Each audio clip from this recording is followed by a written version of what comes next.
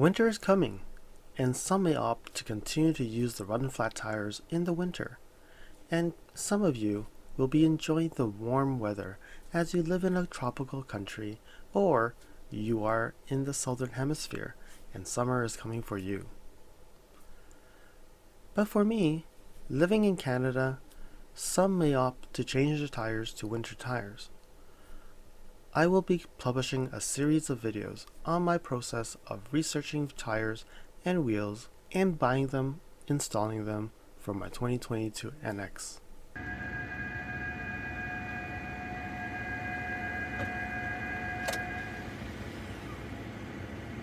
When I ordered the NX in 2021, I also looked at the specs and noticed that it comes with a 20-inch wheel, and the wheels are 235 50 R20, and the other OEM wheel is a 235 60 R18. So the base models come with an 18-inch wheel, whereas the higher trims get a 20-inch wheel. So for the winter, I typically would downsize my tires so that it can actually get better winter driving. Not only that winter tires are more expensive when it comes to larger diameters, they also are less effective on snow and ice. So overall, the downsized tire is intended to be the same height as the original tire. The benefit of the narrow but taller tire is deeper traction on winter roads. Some people don't bother downsizing because there's an extra cost to get a set of new wheels, and they would just prefer to swap the rubber out per season. You see in this example where I have the 20-inch wheels, it costs about $2,000 Canadian plus taxes. And when you look at the 18-inch, the downsized, you can see that the tire is much cheaper, and then even including the wheel, it's about $2,150. It's a little bit more than the 20-inch, but definitely not that big of a difference. Swapping just the rubber does have a lower initial cost, but then you cannot downsize the tire since you have to maintain the same wheel size. However, because you don't buy another set of wheels, the labor to mount and balance the tires per season will cost you more because there's more labor to actually get it mounted on a wheel and removed off a wheel. The tires still occupy the same space as tires with rims, so there is no difference in storage of these set of tires. But also, if you pry the rubber out every season, there is a likelihood that you can damage the rim or cause some leakages. The likelihood is low, but it's still possible. Another option is to get another set of rims.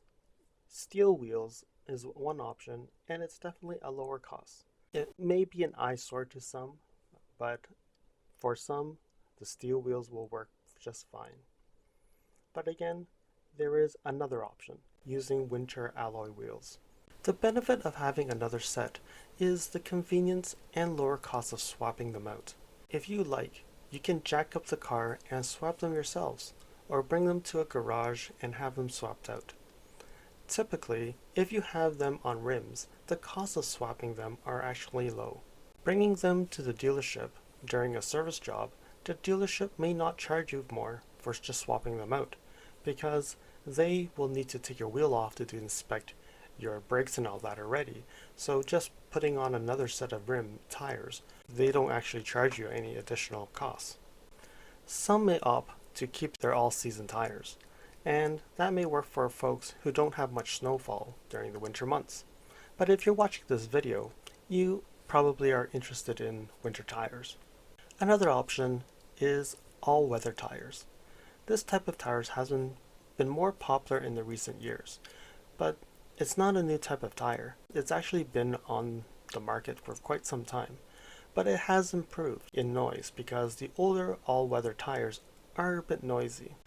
All-weather tires are ideal for drivers in urban centers, like Toronto and Vancouver in Canada, where we don't get extreme weather temperatures, but still get snow.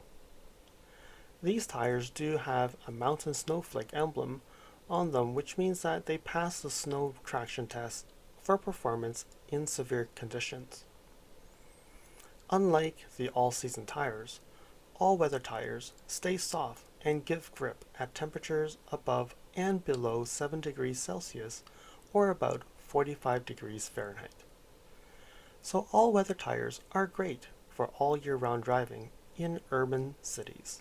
You may think, all-weather tires are great, so why do we need snow tires or winter tires?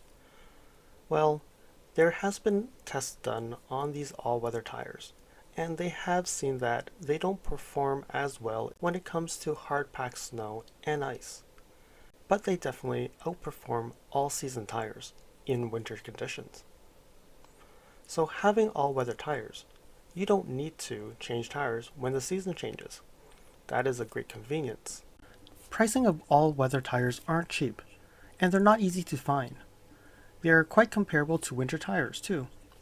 On the screen right now, I pulled off a tire company from 1010tires.com for reference of pricing. And you can see here for 18-inch wheels, the Kumo tires are all-weather and it ranges from $210 per tire, totaling around $850 a set of 4. And when it comes to the 20-inch, the Michelin Cross Climate 2 CUV, wow, it's $460 per tire, and it totals $1,800 plus for a set of 4. And then you have to keep in mind, there's taxes and installation costs that is not included in this. So they're not cheap to start with, but the convenience of not having to change or swap tires twice a year is probably worth it. I don't know, you let me know.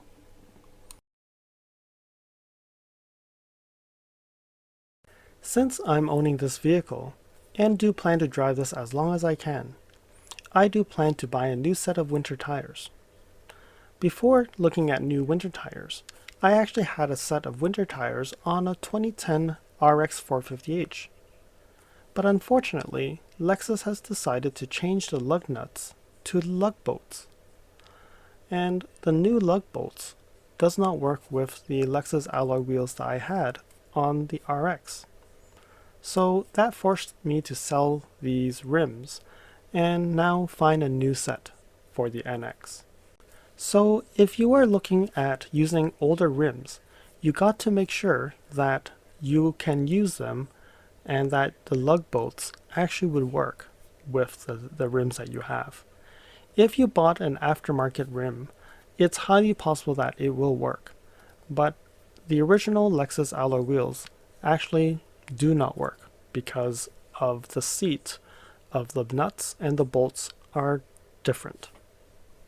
The reason why Lexus changed the wheel fastening structure from stud bolt and hub nuts fastening to the hub bolt is to increase the rigidity and reducing unsprung weight. They say it's about 0.7 kilograms less when the hub nut is fastened. It contributes to a cleaner and a more responsive steering feel and a higher quality ride. There are 3 major types of lug nuts: conical, tapered, ball radius, and flat seat. Depending on the wheel you select, it is possible that the wheel requires a different lug to match the seat of the new wheel. If an incorrect lug bolt is used, it will cause the vehicle to vibrate and cause the lug bolts or nuts to loosen over time. So it is critical that you have the right seat. The original seat on many Toyota Lexus vehicles uses the mag-style lug nut, and the new NX uses a radius lug bolt on the original rims. So if you want to reuse the same lug bolts, you will need to make sure that the new wheels have the same seat. If you want to use the rims from previous Toyota Lexus vehicles, you will need to find the right lug bolt that will fit the mag seat. Unfortunately, I have not been able to find a matching lug bolt that will match the mag seats, so I have to now go and find new wheels. If you want to use the tire pressure monitoring system, the new NX allows 2 sets of TPMS to be registered in the vehicle, so you don't need to reprogram the car every time you swap tires. This is different from the previous generation NX, and many have opted to not include TPMS in the winter sets, With the support of two sets of tires, the cost of reprogram is no longer necessary, so the cost of swapping is now lowered. My thought on this is that we should have the TPMS so that you know that if there's any leakages or any minor punctures, one thing that you want to keep in mind that the vehicle does not come with a spare tire, and it also does not include any jack. If any case of any leakages or flat tires, you can actually solve this earlier with knowing that the tire pressure is actually getting lowered. Because the all seasons are run flats, I would suggest buying a tire kit or something that you can use to ensure that you can fix a tire in case of any punctures or any leakages. So when you buy the TPMS, you have to be careful with the new NX because what we've noticed is that North American built and Japan assembled uses different TPMS systems. So the TPMS in that are used by the NX made in Canada, where you have the VIN number starting with 2, uses the part number 42607-06090. And you would see here that this part number actually works for the 2022 Lexus NX base with the VIN that starts with a 2 and the Lexus NX Premium with the VIN number that starts with a 2. And when you look at all these, you would notice that a lot of these are built with the VIN number starting with 2 or a 5. So these are all really RXs, ESs, and NXs that are built in Canada or the United States, somewhere in North America. The part number 42607-53020. So this is also another tire pressure monitoring system sensor. And when you look at this, it does say that it actually fits 100 variant of cars. So when we expand this list, you would see there's a large amount of vehicles that are supported by this model. And you would see here that the Lexus NX base VIN number that starts with a J, the Lexus NX Premium with a VIN number starting with a J, and also the Lexus NX F-Sport. And it doesn't say that it's a J or a 2.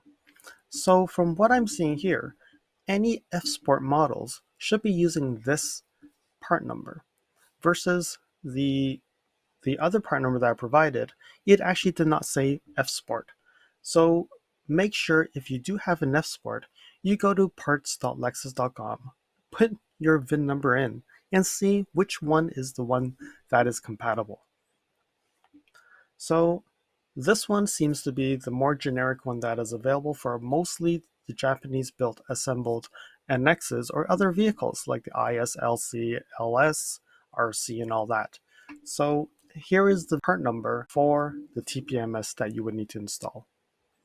So let me know in the comments below, will you actually install a TPMS on your winter tires? As per the manual, it provides some information about the tire and wheel specs, but it doesn't provide all the information that is required to buy a new set of wheels. So I had to do some research online and found a website that is quite useful. So the site is wheelsize.com, and when you land on the wheelsize.com, you will actually select Lexus 2022 model, and then you would go and find the NX. Once you have selected NX, it will then bring you to the NX alloy wheel fitment guide. And under here, it actually has the US domestic market, the European domestic market, Japanese, Southeast Asia, Latin American, and the Chinese domestic market. This looks like it's a cloud sourced information, but it doesn't have all the information that you need. So when you look at here, the US domestic, it actually says that the 2020 to 2023, the NX300 and the 300H, which is the previous generation, and they only have the NX250 for the second generation. And then if I go to the European, you would see that they have the pre-facelift, which is actually the facelift of Gen 1, and the second generation, it actually has the 250, and I don't know what the 250 195 horsepower is, NX350, 350h, and 450h Plus. So it's not as organized as you think it is, but it actually does give you a lot of information, and it seems to be validated that information is quite good. So I'm going to go down this list and provide some information that totally makes sense for the NX. So here we say that the NX250, but when you look at the specs, it actually does provide you all the information that you need, even if you had the 350 or the 350h or even the plug-in hybrid 450h Plus. So it's critical here that you would see information that was not provided in the manual. So it does say that the center bore is a 60.1 millimeter bore. And the PCD, which is really the mounting nuts. So this is saying that it's a 5 by 114.3 or 5 by 4.5. And you would see here is the bolt pattern, right? And what it means is it has 5 bolts, and the distance between the bolts is 114.3 millimeters. Then it also says that the wheel fasteners are lug bolts. And you can see that the wheel tightening torque is 140 nanometers, nano nm, and the thread size is M14 times 1.5. So it also gives you information here. So it says the ISO standard is the M12 times 1.2, which is the nominal diameter by pitch. And then you can see this, it just says that this is for 2022 model. And you can see here, this is the 18-inch wheel. And it does say that the rim is a 7.5. And it does say more information here. So it's the rim width, which is 7. And then the rim diameter is 18. And you can see that J is actually the type of mounting, and the ET35 actually means is the positive offset of 35 millimeters. So that's what that all means. And then here it actually says the front tire pressure and the rear. So we have the same tire pressure, and this is 2.3 bars, which is a little bit different from the PSIs that we're used to seeing. And then you see the 20-inch, and also it's a 7.5J times 20. So 7.5 width, J is the mount type, 20 is a 20-inch, and this ET is a positive 35 millimeter offset. So these are the standard setting for the NX250 all the way to the 450h Plus. But when you scroll down and you look at the European market, the good thing that Lexus does is it doesn't matter where you are, it actually has the same settings. So there's no difference in Europe. So you see the 250, okay, and then the 350, same thing, no change here. And then you see the 350h, same thing, 1820, and they actually give you a 19-inch equivalent if you needed it. And then the 450h Plus, which is the same.